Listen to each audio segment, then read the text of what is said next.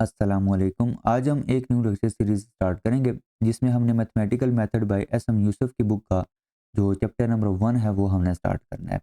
इससे पहले हमने जो चैप्टर नंबर 8 है वो कंप्लीट डिस्कस कर लिया है और इस चैप्टर का हमने ऑलमोस्ट हर क्वेश्चन जो है वो सॉल्व किया है और हमने जो मैट्रिक्स पे लेक्चर सीरीज़ है वो भी हमने स्टार्ट की हुई है। वो भी इंशाल्लाह साथ-साथ हम कंटिन्यू करेंगे और चैप्टर नंबर 1 भी जो है वो साथ-साथ हम इसको कंप्लीट करेंगे। तो पहली चीज़ कि जो चैप्टर नंबर 1 है इसमें हम कॉम्प्लेक्स नंबर्स को डिस्कस करेंगे। तो सबसे पहले जो कॉम्प्लेक्स नंबर की डेफिनेशन है वो हम डिस्कस करते हैं।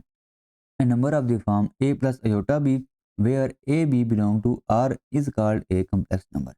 एक ऐसा नंबर जिसको आप a प्लस आयोटा b की फॉर्म में लिख सकें, इसको हम क्या कह रहे होते हैं कि ये आपका एक कॉम्प्लेक्स नंबर है। पहली चीज़ कि आयोटा जो है वो इक्वल होता है स्क्वायर रूट माइनस वन के और समटाइम्स हम इसको लिख रहे होते हैं कि जो आयोटा स्क्वायर है वो इक्वल है माइनस वन के। इसी का आप लेंगे स्क्वायर तो ये चीज़ बन जाएगी। अच्छा, अब बहुत सारे स्टूडेंट है ना एक चीज़ यहाँ पे याद की होती है कि जी जिस नंबर में आयोटा आ जाए वो नंबर आपका कॉम्प्लेक्स नंबर होता है। ठीक है, तो ये डेफिनेशन गलत है। अब ज़रूरी नहीं है कि जी नंबर जिसमें आयोटा होगा वही आपका कॉम्प्लेक्स नंबर होगा। देखें, फ़र्ज़ करें मैं लिखता हूँ जी 4। अब देखें 4 को आप लिख सकते हैं 4 प्लस आयोटा 0। अब ये जो आपका नंबर है इसको देखें आपने इस फॉर्म में तो लिख दिया है ना, a प्लस आयोटा b की फॉर्म में लिख दिया है। देखें इसमें a और b जो है वो रियल नंबर्स हैं और रियल नंबर्स में 0 भी तो आता है। अगर आप b यहाँ पे चूज़ कर लें कि वो 0 है तो आप क्या बनेगा, ये आपका 4 के इक्वल बनेगा। अब वैसे तो 4 एक रियल नंबर है, लेकिन ये इस डेफिनेशन को भी क्या कर रहा है, सैटिस्फाई कर रहा है। इसी तरह अगर आप फ़र्ज़ करें लिखा है -5, अब -5 को भी तो आप लिख सकते हैं ना -5 प्लस आयोटा 0, तो ये भी आपका एक क्या होगा, एक कॉम्प्लेक्स नंबर होगा। तो ये कंपल्सरी नहीं है कि जिसमें आयोटा आएगा वही आपका एक कॉम्प्लेक्स नंबर होगा। यहाँ पे देखिए आपने चेक कर लिया 4 और -5 जो है इसमें आयोटा नहीं है, लेकिन ये आपका जो है वो a प्लस आयोटा b की फॉर्म बना रहा है, तो ये एक कॉम्प्लेक्स नंबर होगा और ये दोनों क्या है, रियल नंबर्स हैं। इसी तरह आप हर रियल नंबर को चेक कर सकते हैं, वो भी क्या होगा, वो भी एक कॉम्प्लेक्स नंबर होगा। तो यहाँ पे एक चीज़ आप लिख सकते हैं, this implies every real number is a complex number. Her real number जो है वो क्या होता है, वो कॉम्प्लेक्स नंबर होता है। But converse is not true. Her complex number ज़रूरी नहीं है कि वो क्या होगा, वो एक रियल नंबर होगा। फॉर एग्जाम्पल फ़र्ज़ करें आपका लिखा हुआ है 5 आयोटा। अब 5 आयोटा जो है ये आपका जस्ट एक कॉम्प्लेक्स नंबर है, ये रियल नंबर नहीं है।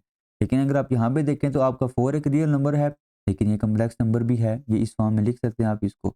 तो हर रियल नंबर क्या होता है, कॉम्प्लेक्स नंबर होता है, लेकिन हर कॉम्प्लेक्स नंबर ज़रूरी नहीं है कि वो रियल नंबर होगा। ठीक है जी, नेक्स्ट हम डिस्कस करते हैं रिप्रेजेंटेशन ऑफ कॉम्प्लेक्स नंबर। हम किसी भी कॉम्प्लेक्स नंबर को कॉम्प्लेक्स प्लेन पे किस तरह शो करते हैं। फर्ज करें आपके पास ना z is equal to x plus iota y. आपके पास ये एक कॉम्प्लेक्स नंबर है। अच्छा, इसमें ना एक चीज़ हमने जो है वो स्टार्ट में डिस्कस नहीं की कि ये जो x आपका होता है ना, या इसको हम सिंपल हमने a प्लस आयोटा b के फॉर्म में लिखा था।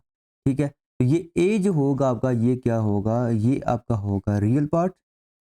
ठीक है, अच्छा, और ये जो b आपका होगा इसको आप कह रहे होते हैं कि ये आपका है इमेजिनरी पार्ट।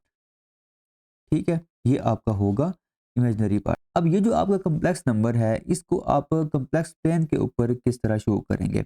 देखें, ये हमने एक्स वाई प्लेन या कॉम्प्लेक्स प्लेन हमने यहाँ पे ड्रा किया है। इसमें ये जो आपका एक्स एक्सिस होता है ना, एक्स एक्सिस जो है ये आपका होता है रियल पार्ट के लिए और ये जो वाई एक्सिस होता है इसको आप कह रहे होते हैं कि ये आपका इमेजिनरी एक्सिस है। इसमें आपने क्या करना होता है, इमेजिनरी पार्ट को आपने यहाँ पे शो करना होता है। अब अगर फर्ज करें आपका ये ए जो है, ए आपका फ़र्ज़ करें 2 है, ठीक है? मतलब कि ज़ेड जो है वो फ़र्ज़ करें वो है आपका 2 प्लस आयोटा 3। तो इसमें ए जो है वो आपका है 2 और बी जो है वो है आपका यहाँ पे 3। अब इसको अगर आप एक्स वाई प्लेन के ऊपर जो है वो ड्रा करेंगे तो इसको आप ऑर्डर्ड पेयर में भी लिख सकते हैं। 2, 3 आप इसको इस तरह भी लिख सकते हैं। ठीक है? ये इस तरह लिखा हो z is equal to 2 plus iota 3 लिखा हो या इस तरह ये ऑर्डर्ड पेयर में लिखा हो, इसका मतलब यही है कि ये आपका जो ऑर्डर पेयर में लिखा हुआ है ये इक्वल है 2 प्लस 3 आयोटा के या आयोटा 3 के।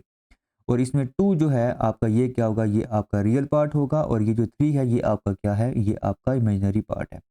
तो अब इसको अगर आप यहाँ पे ड्रा करना चाहें तो देखें, इसका जो रियल पार्ट है वो है 2 तो यहाँ पे आएगा और इसका जो इमेजिनरी पार्ट है वो क्या है, वो 3।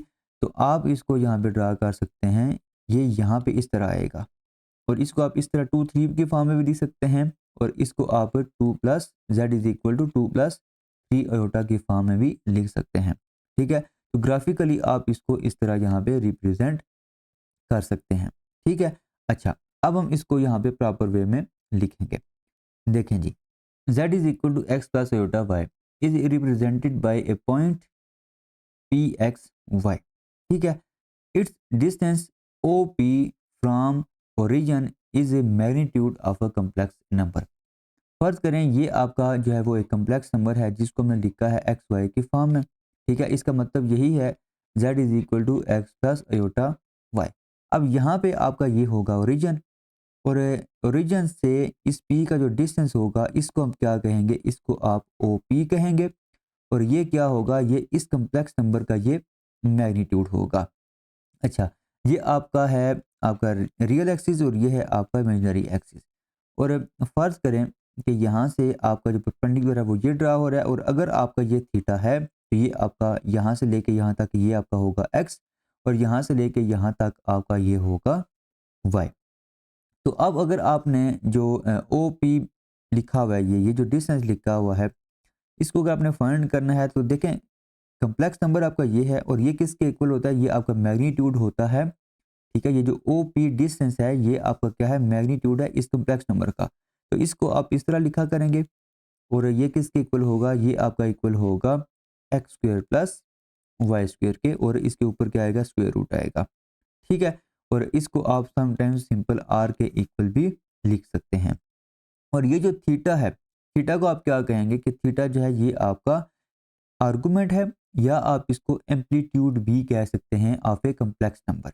अगर आपका ये कम्प्लेक्स नंबर है और ये जो थीटा है जो रियल आपका एक्सिस है ना, इसके साथ अगर ये जो है वो एंगल बना रहा है थीटा, तो थीटा को हम क्या कहेंगे कि ये आपका आर्गुमेंट है इस कम्प्लेक्स नंबर का या ये एम्पलीट्यूड है इस कम्प्लेक्स नंबर जी का। तो इसको आप यहाँ पे लिखेंगे थीटा इज कॉल्ड एम्पलीट्यूड और argument of A complex number. Theta जो होगा वो क्या होगा, वो एम्पलीट्यूड होगा या आर्गुमेंट होगा कम्प्लेक्स नंबर का। अच्छा, इसकी ना पोलर फॉर्म भी हम लिखते हैं, मतलब कि ये तो आपका जो z है ना ये आपका एक्स वाई में लिखा हुआ है, ये आपका कार्टेशियन फॉर्म में है। आप इसको पोलर फॉर्म में भी कन्वर्ट कर सकते हैं। देखें बाय डेफिनेशन अगर आप देखें तो cos थीटा जो वो किसके इक्वल होता है, वो आपका इक्वल होता है बेस ओवर हाइपोटेन्यूज के। ये जो ओ पी डिस्टेंस है ना ये आपका आर के इक्वल है। ठीक है, ये हमने लिखा है ये आपका आर के इक्वल है। अच्छा, अब cos थीटा जो है वो किसके इक्वल होता है, बेस और हाइपोटेन्यूज। बेस इसमें क्या है, एक्स है, ये आ जाएगा एक्स और इसका हाइपोटेन्यूज क्या है, वो है आर, तो यहाँ पे आर आ जाएगा। इसी तरह जो आपका साइन थीटा है वो किसके इक्वल है, वाई ओवर आर के इक्वल है। ठीक है, अच्छा अब यहाँ से अगर आप एक्स की वैल्यू निकालें तो वो आपके पास आ जाएगी आर cos थीटा और यहाँ से वाई की जो वैल्यू है वो आपके पास आ जाएगी आर साइन थीटा। अच्छा, अब ये जो दोनों वैल्यूज़ है ना, देखें आपका जो z है वो इक्वल है x प्लस अयोटा वाई के। अब x की वैल्यू और y की वैल्यू वो आप यहाँ पे पुट करें तो ये आपके पास आ जाएगा r cos theta plus iota r sine theta और r आप इसमें कॉमन लेंगे, ये आपके पास आ जाएगा cos theta plus iota sine theta. ये आपका z आ जाएगा और ये जो आपका लिखा हुआ है ना ये सारा, इसको आप कह रहे होते हैं कि ये आपकी पोलर फॉर्म है किसी भी कम्प्लेक्स नंबर की। ठीक है, इज ए पोलर फॉर्म। अच्छा, नेक्स्ट लेक्चर में हम इंशाल्लाह जो आपका आर्गुमेंट है ना, एक होता है प्रिंसिपल आर्गुमेंट, एक होता है जनरल आर्गुमेंट। तो ये नेक्स्ट लेक्चर में हम इंशाल्लाह डिस्कस करेंगे कि इन दोनों में डिफरेंस क्या है और ये आप फाइंड किस तरह करते हैं। तो उम्मीद है कि आपको जो लेक्चर नंबर 1 है आपको वो समझ आ गया होगा। मज़ीद भी अगर आपको किसी भी चीज़ में कन्फ्यूजन है तो वो आप कमेंट बॉक्स में क्वेश्चन कर सकते हैं। अल्लाह हाफिज़।